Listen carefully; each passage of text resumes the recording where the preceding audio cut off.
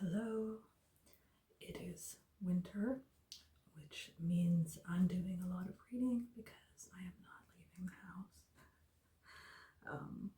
And winter is when I usually make ASMR videos. I'm not really sure why. Probably because I'm not doing much of anything else. So I thought it would be a good time to do an ASMR video of my recent bookstore haul. I have so many books on my to be read list that it's very difficult to get through even a little bit of it, but I'm slowly making my way. So I thought I'll show a few of them. It's a pretty decent pile. Also, if you hear my stomach throughout the night, it's because I haven't eaten dinner yet. So here we are. My most recent buys. So let's go through some of these. And I'll read the descriptions of each of the books. And the one that I just finished, I'll give a short review, I suppose. I figure we can start with the one that's wrapped in plastic, because I know plastic is a lovely sound.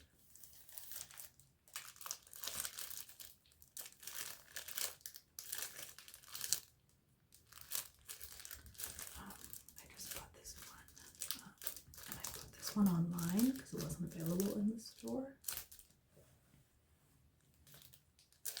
This is from Orvis Books, and it's called Faith in the Face of Empire, the Bible through Palestinian Eyes.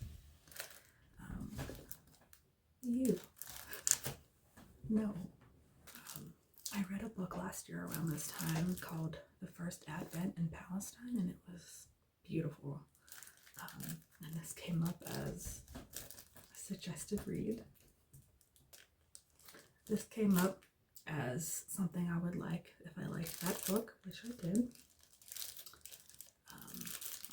Like I said, I haven't opened it yet, so I will open it.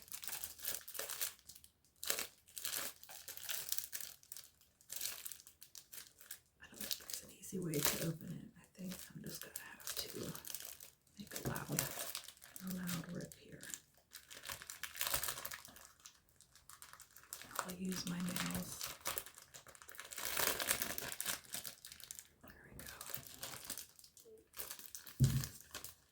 There's my hungry stomach making noise.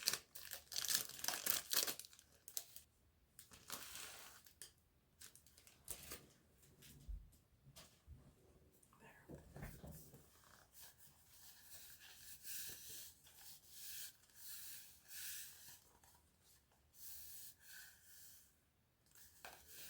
So this book is by Mitri Raheb.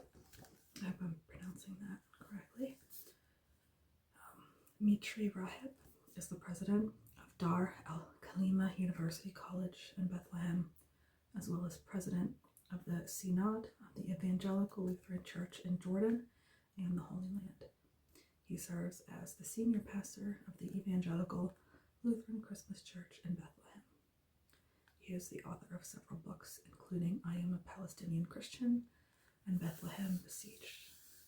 And obviously, I thought this is a good book to read right now with everything that is happening in Palestine.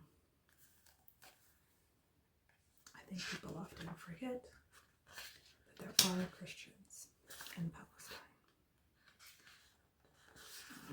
So the book begins with his dedication in memory of my father, Bishara Mitri Raheb, who instilled in me faith and embodied creative resistance.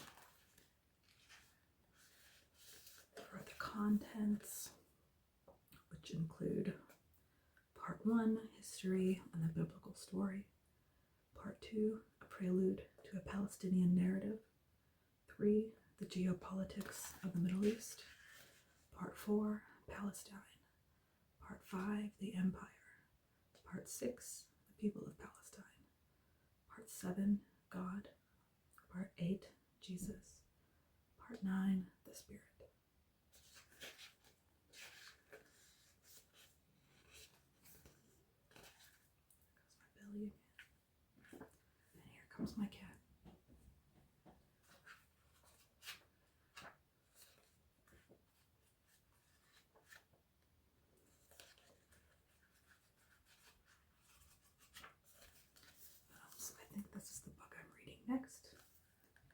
said, it is very timely. And this, yeah, I think this is a good one for you to be reading right now. This was published back in 2014.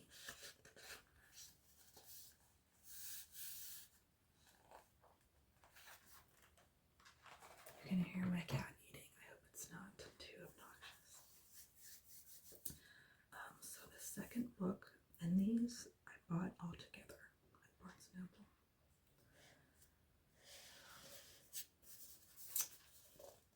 The second book is called 19 Claws and a Blackbird, and it's by Agustina Bastarrica.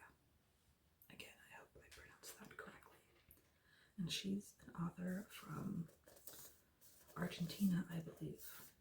And I bought this collection of horror stories after I read her book, Tender is the Flesh, which is very terrifying. I can see it becoming a movie or a series. That would be interesting to see how they do it, just because of how disturbing it is. It's pretty much about cannibalism in the future. So some of the praise she got, specifically for Tender is the Flesh. From Vogue, they said fascinatingly provocative. Financial Times said disturbing. The Times said not for the faint-hearted. Locus said it was gut-wrenching. And I assume that these stories are going to be very similar. I have not started it yet. I'll read the beginning of the front cover here. From Agustina Bastarrica, celebrated author of the award-winning TikTok sensation Tender is the Flesh. This collection of 20 brutal, darkly funny short stories takes readers into their deepest fears and most disturbing fantasies. Through stories about violence and alienation, Bastarrica's vision of the human experience emerges in complex, unexpected ways, often unsettling, sometimes thrilling, and always profound. In Roberto, a girl claims to have a rabbit between her legs. A woman's neighbor jumps to his death in A Light, Swift, and Monstrous Sound. And in Candy Pink, a woman fails to contend with a difficult breakup in 5 Easy Steps. Definitely anxious to read this, but I feel like I have to be in a very particular headspace. A headspace I am not in at this moment. And normally I wouldn't buy horror or mystery novels. Normally I would get them from the library, but I've started buying them so that I can donate them to a program where I live that we send books to folks who are incarcerated. Mystery and horror, sci-fi, fantasy, they're all like the biggest requested genres.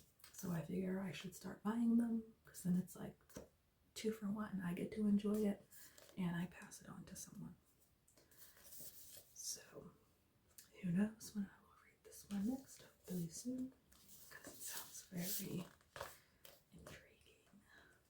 Again, that's called 19 Claws and a Blackbird. And then another horror / mystery novel that I bought recently is called The Only Good Indians. This is by Stephen Graham Jones. I bought this after I read an anthology of Indigenous dark fiction, and Stephen Graham Jones wrote the introduction. And I thought, let's see what he does on his own, what his writing is. I know this book is quite popular. New York Times called it gritty and gorgeous. I will read the synopsis. A tale of revenge, cultural identity, and the cost of breaking from tradition in this latest novel from the Jordan Peele of horror literature, Stephen Graham Jones. Seamlessly blending classic horror in a dramatic narrative with sharp social commentary, The Only Good Indians follows 4 American Indian men after a disturbing event from their youth puts them in a desperate struggle for their lives. Tracked by an entity bent on revenge, These childhood friends are helpless as the culture and traditions they left behind catch up to them in a violent, vengeful way.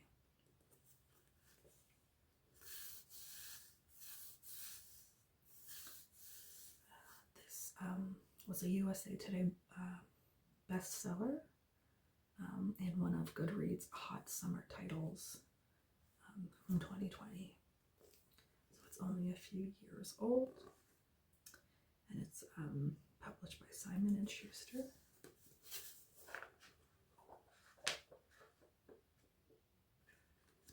How long is it? It's about 300 words, so not too bad.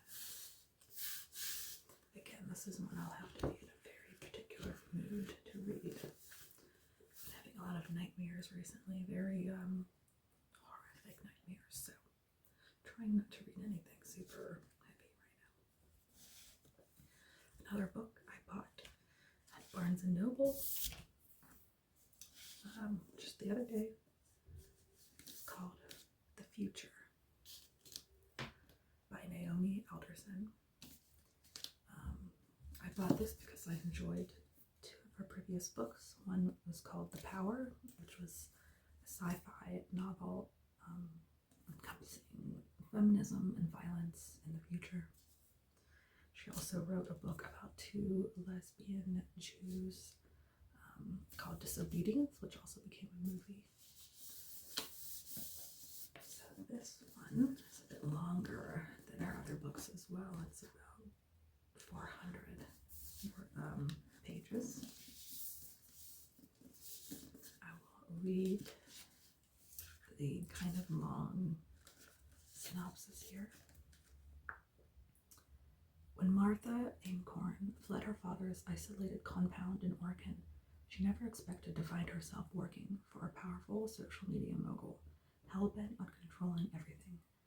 Now she's surrounded by mega-rich companies designing private weather, predictive analytics, and covert weaponry while sprouting technological prophecy. Martha may have left the cult, but if the apocalyptic warnings in her father's Fox and Rabbit sermon are starting to come true, how much future is actually left? Across the world, in a mall in Singapore, Lai Zhen, an internet-famous survivalist, flees from an assassin. She's cornered, desperate, and worst of all, might die without ever knowing what's going on. Suddenly, a remarkable piece of software appears on her phone, telling her exactly how to escape. Who made it? What is it really for? And if those behind it can save her from danger, what do they want from her? And what else do they know about the future? Martha's and Zhen's worlds are about to collide. An explosive chain of events is set in motion, while a few billionaires, assured of their own safety, lead the world to destruction. Martha's relentless drive and Zhen's insatiable curiosity could lead to something beautiful, or the cataclysmic end of civilization. So, normally I don't read like straight sci-fi like this, but again, I've enjoyed her novels, and this one really grabbed me.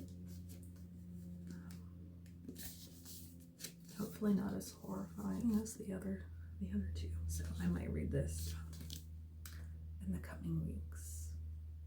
Again, this is called The Future. I think this book also involves like AI, I believe, which obviously is relevant right now and scary. The last book that I bought very recently, I actually just finished today,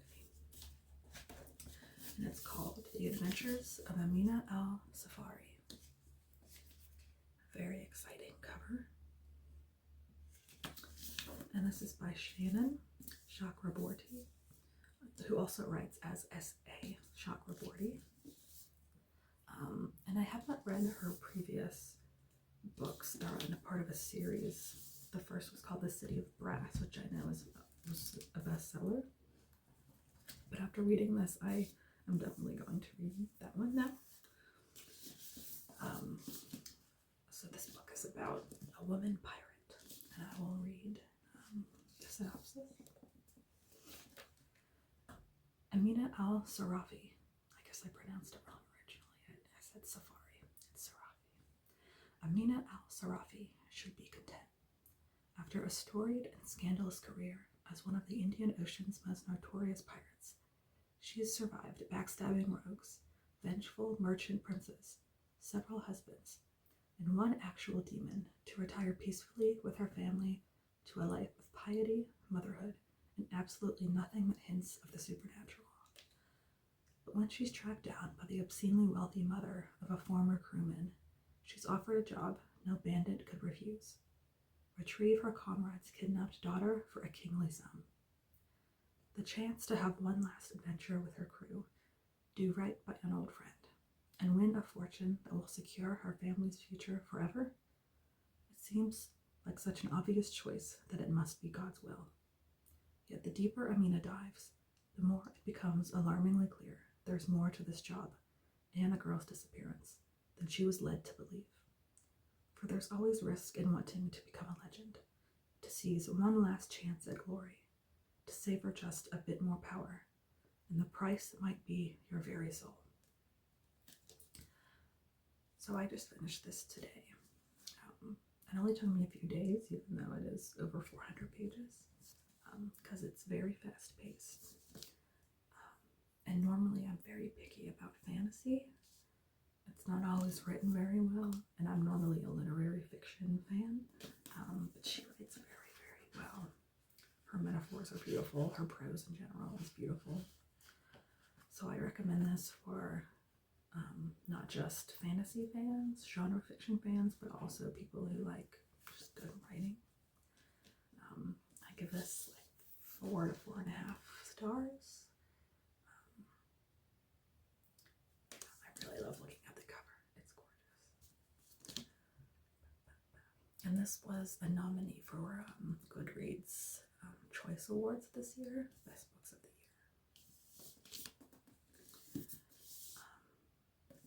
So yeah, those are my 5 books that I recently bought. If you've read any of them, let me know in the